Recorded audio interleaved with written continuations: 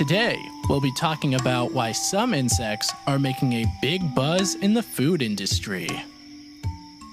Sorry, but today we are talking about entomophagy, or the practice of eating insects. God, please, no! This is not a new practice, but eating insects has never really been the norm in Western cultures due to the preferred meat of cattle and other mammal livestock. The truth is, people have been eating insects for thousands of years, and it's not weird to think that 10,000 years ago, hunters and gatherers relied on insects as a food source, especially in warmer climates. The ancient Romans and Greeks dined on insects, and in Greece, cicadas were considered a delicacy, which has been well documented even by Aristotle. The Old Testament actually encouraged Christians and Jews to eat locusts, beetles, and grasshoppers. Eating insects has long been a common practice for much of the world, but most notably in the tropics. One reason for this is that the climate is much better suited for collecting and harvesting a wide variety, rather than having to adjust to seasonal variations. In fact, over 2,000 species of insects are consumed in the tropics, from beetles to butterflies and wasps to dragonflies. However, before you start thinking about people eating butterflies like nachos, you should know that most insects with a larval stage are eaten as larvae. For example, almost all butterfly and moth species are consumed in the caterpillar stage. Insects in the tropics are also much easier to collect in large quantities, such as locust swarms or caterpillar infestations. Actually, many insects are harvested from nature in tropical countries, but with increasing demand, the adoption of insect farming has taken hold in many of these countries, including the West. Currently, the two largest insect farms are found in Europe.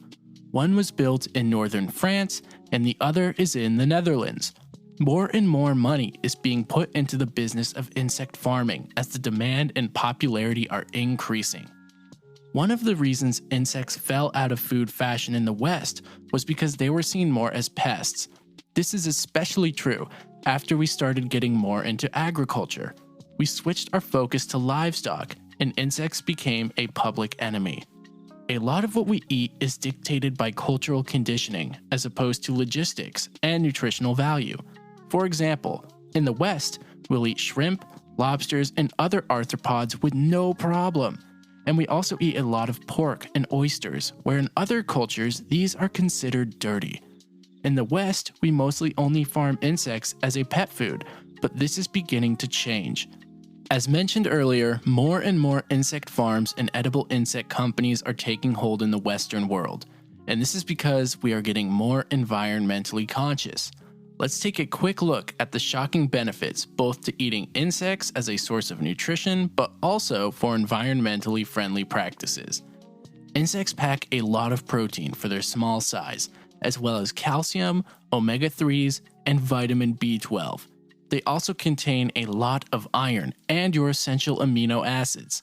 Crickets are the world's #1 edible insect, and they provide us with 2 to 3 times more protein by weight than a beef steak.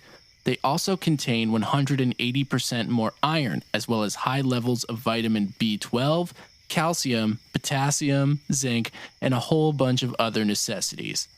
Think about it. Crickets offer much more for much less, and that's not even including the lack of space required to raise them. I've actually eaten them before myself, and I did not find their flavor offensive.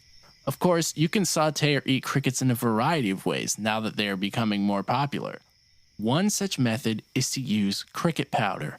That's right, you can bake cookies, even make pasta using cricket flour. They even sell protein bars. Another cool fact about eating insects is that insect pathogens are different from those found in vertebrates and are generally regarded as harmless because our body functions are so different. Of course, edible insects, like everything, are subject to food safety legislation, and the companies and farms that raise them for food have to comply with the same regulations as everyone else. Eating insects isn't just good for your nutrition, Some of the top reasons for eating more insects are reducing greenhouse gases, reducing food insecurity, reducing deforestation for the sake of cattle farming, and helping with the rising cost of animal protein.